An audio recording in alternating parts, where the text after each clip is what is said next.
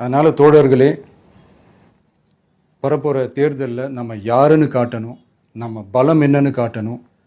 அதுக்காக அந்த பலமான, அந்த பவர்ஃபுல்லான ஆயுதத்தை நம்ம கையில் எடுக்கணும். அந்த ஆயுதம் வேற எதுவுமே இல்லை, ஓட்டு, வாக்கு, ஜனநாயகம். அது இருந்தால் தான் நம்ம அந்த வெற்றியை நோக்கியே நம்மளால் பயணிக்க முடியும். தமிழ்நாடே அந்த வாக்குச்சாவடி முன்னாடி திரண்டு நிற்கணும். அதை பார்த்துட்டு தமிழ்நாடே தமிழக வெற்றி கழகமா, இல்லை தமிழக வெற்றி கழகம் தான் தமிழ்நாடா அப்படின்ற மாதிரி இருக்கணும்.